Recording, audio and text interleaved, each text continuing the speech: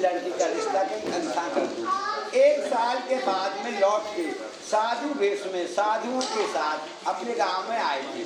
तब तक उस लड़के का कहीं रिश्ता नहीं हुआ था। उनके पिताजी ने फिर लड़की वालों में खबर की, भाई लड़का आ गया है, कुछ हम समझाएंगे, कुछ 8 महीना शायद रिश्ता हो जाए। तो लड़की के परिवार वाले सब आए थे, साथ में लड़की भी आई थी। संतों के बाबाओं के सब पैर छूते। उस लड़की ने बलदेव जी के पैर छुए ना, तो उसको आशीर्वाद दे दिया कि आप पुत्रवती हो। शादी हुई नहीं, आशीर्वाद दे दिया पुत्रवती हो। वो आशा के महाराज आप क्या बोल रहे हैं, समाज में निंदा नहीं होगी, कुआरी के बच्चा पैदा होगा तो बदनामी का काम होगा।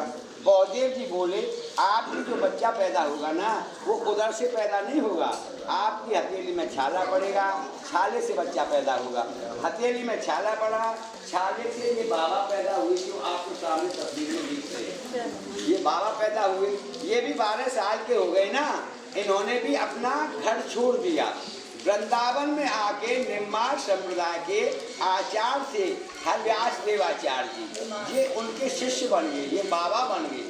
ये भगवान के भजन में मस्त रहते थे, किसी से बोलते नहीं थे। लोग कहने लगे ये तो बहुत घमंडी है, बोलता नहीं है, तो इनका नाम पड़ गया उद्धव घमंड देव। यहाँ सुंदर स्थान देखकर, रमणीक स्थान देखकर इन्होंने ऐसी घनघोर कठिन तपस्या की कि आपकी राधा कृष्ण को प्रकट कर लिया।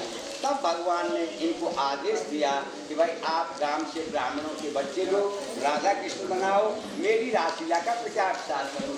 सामने ऊपर देखो भगवान अपना मुकुट दे रहे हैं के लिए, राधा जी अपनी चलकाई दे रही है। इनको बच्चों के सिर पर धारण करना, धारण करते ही समझना हम ही खेल रहे हैं। बच्चों के अंदर हमारा आवेश आएगा, उनको सुताई लीलाओं का ज्ञात होता चला जाएगा।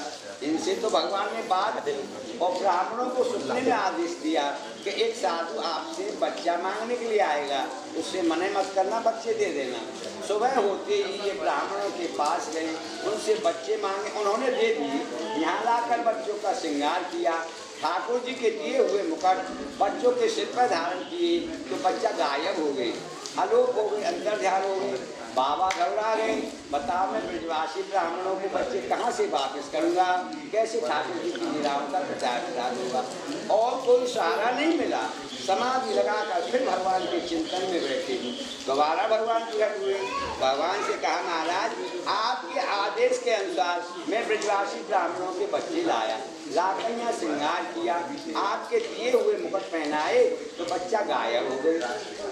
बताओ मैं ब्रजवासियों को बच्चे कहाँ से वापस करूँगा, कैसे आपकी लीलाओं का प्रचार प्रसार होगा। भगवान बोले, आपसे ब्रजवासी कुछ नहीं कहेंगे, वो बच्चे तो मेरे ही में लीन हो गए।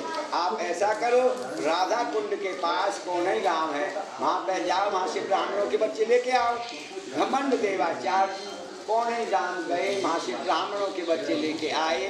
फिर यहाँ पे रास हुआ, जिस पे आप लोग यहाँ पे बैठे हैं ना, ये ठाकुर जी का प्रथम रासलीला मंडल है। कल युग में वृंदावन में निधवन में डेली लीलाएं होती हैं, और रास की प्रागट शुरुआत इसी जगह से है जिस पे आप बैठे हैं। रास हुआ, ठाकुर जी की आज्ञा हुई, प्रचार प्रसार का काम यहाँ के ब्राह्मणों को सौंपो, जगह जगह जाके प्रांतों में प्रचार करेंगे। तो ब्राह्मण मंडली बनाकर MP दतिया डिस्ट्रिक्ट में ले गए थे। दतिया वाले राजा बोले, जैसे कृष्ण भगवान ने कालीनाग जमुना के अंदर से नाथा ना, उसी प्रकार हमको नागनाथ के दिखाओ, नहीं हम आपको जेल में बंद कर देंगे। आप हम फैला के बोलते। ब्राह्मणों को हड़काया तो ब्राह्मण घबरा गए, सोचने लगे हम तो ठाकुर जी की आज्ञा से प्रचार करने के लिए निकले, ये राजा क्या कह रहा है। तो उदास होकर बैठे थे। पहले रास में छोटे छोटे बच्चे ठाकुर जी बनाते थे। वो बच्चे बोले, आप क्यों उदास हैं। उन्होंने बताई, लाला ये राजा बोल रहा है, जैसे कृष्ण भगवान ने काली नाग जमुना के अंदर से नाथा ना, उसी प्रकार हमको नागनाथ के दिखाओ, नहीं जेल बंद कर देंगे। वो बच्चे बोले, आप चिंता मत करो, राजा से अभी जाके बोलो कि आज नागलीला होगी। ब्राह्मणों ने जाके बोल दिया कि महाराज आज नागलीला होगी।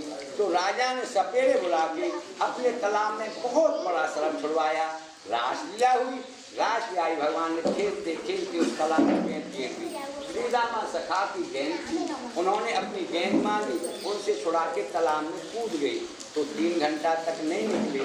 देखने वाली जनता भी रोने लगी, राजा भी रोने लगा, पश्चाताप करने लगा, अरे हट करके मैंने बड़ी गलती की, ये तो ब्रह्म हत्या, बाल हत्या, डबल हत्या हो गई। 3 घंटा के बाद जैसे जमुना जी के अंदर से काली नाग को नाच कर भगवान काली नाग के ऊपर जमुना जी से बाहर निकले थे ना, उसी प्रकार रास बिहारी भगवान उस सरफ को नाच कर उसके ऊपर तालाब के पानी से बाहर निकले। तो राजा ने खुश होकर अपने जैसे महल थे यहाँ पर महल बनवाए और रास बिहारी भगवान के लिए 5.25 किलो का सोने का मुकुट बनवा के भेंट में दिया। वो मुकुट अब भी है, मथुरा लॉकर में जमा है। 17 तारीख की पूर्णिमा है, उस दिन वो मुकुट आएगा प्रशासन के साथ, उसे पहनकर ही महाराज लीला होगी। पास में गांव से सटा हुआ मड़ोई गांव में उसमें आएगा वो मुकुट, साल में एक बार आता है, उसे पहनकर ही महाराज की लीला होती है। बोलो रास बिहारी भगवान की चंपक लता सखी की, हमारी भक्त मंडली की जय जय श्री राधे। अब ये चीज तो बताया